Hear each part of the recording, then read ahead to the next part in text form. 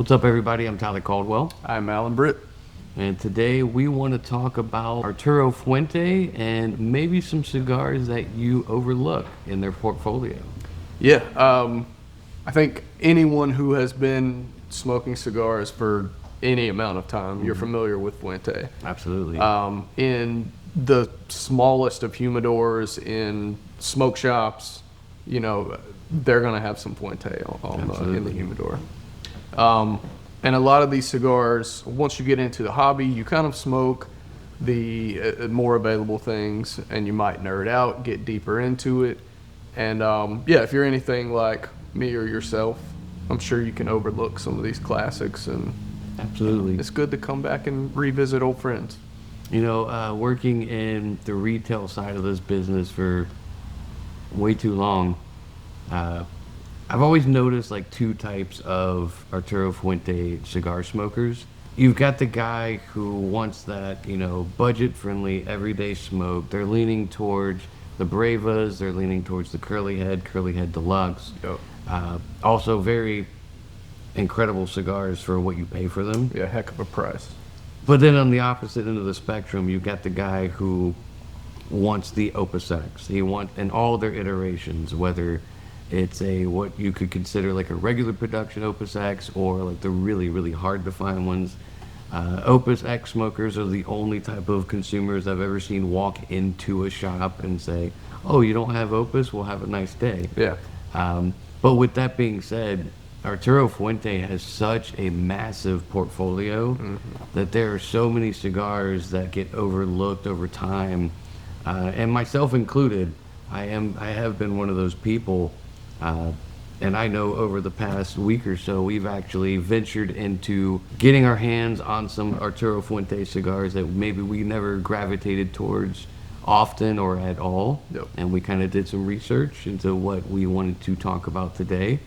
And I gotta say, like, I'm actually been very impressed because there's been a lot of cigars that I just never paid attention to that I'm definitely going to pay a lot more attention to now. Yeah, everything in the portfolio is great. Mm-hmm. And I don't say that lightly. It's all really, really, really good. So what we're both smoking today are versions from the Gran Reserva line, which I think it's safe to say that's Fuente's flagship line. Sure. They're typically available in multiple wrappers, a natural, which I believe is Cameroon.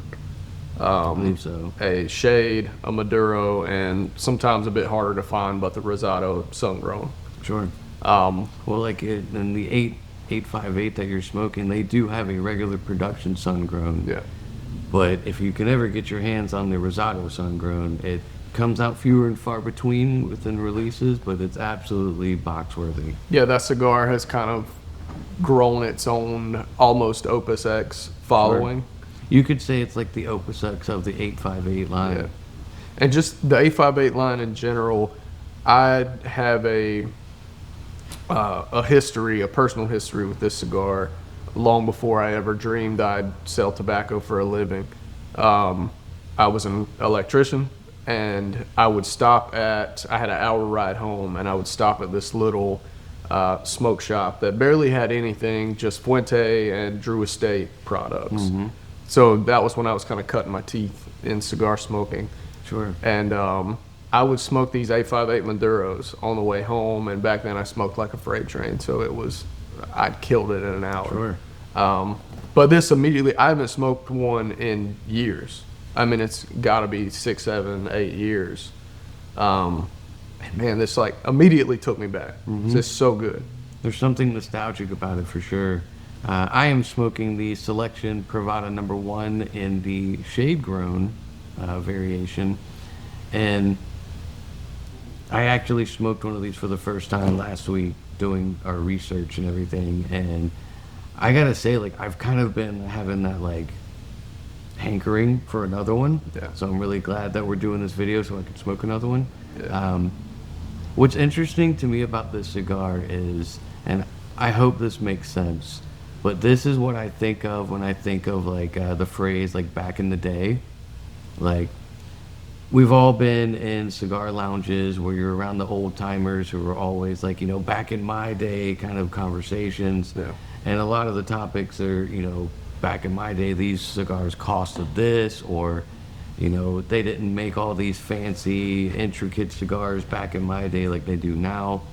And this is like what I feel like they're talking about. Like this is what I think of if like I were to smoke cigars in the 80s and the 90s, when I don't want to say cigars were like ultra similar as a whole, but there wasn't as much variety.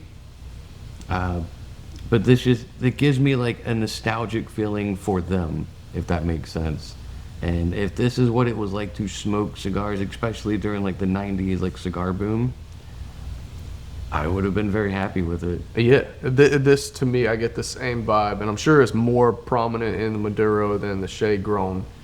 It tastes rustic. Rustic in like a good way. It's not super complex. But it's delicious. It has that, what I think of like quintessential Dominican essence of where it's floral sweet.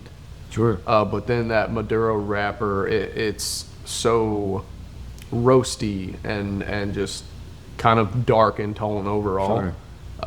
Got this chocolatey kind of rich note to it. This is killer. Yeah.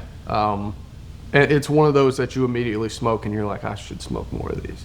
Yeah, that's how I feel with this. Is like it's more of a why did I not tap into this like years ago? Like why was I not smoking more of these, and why am I not venturing more into the other cigars by Arturo Fuente that I've overlooked all this time? Yeah, I recently saw a mutual friend of ours on social media post that he was almost exclusively smoking Fuente regular production stuff. And kind of the phrase he used was, there's no frills, it's just really good cigars at a good price. Exactly. There's no nonsense to it. Yeah.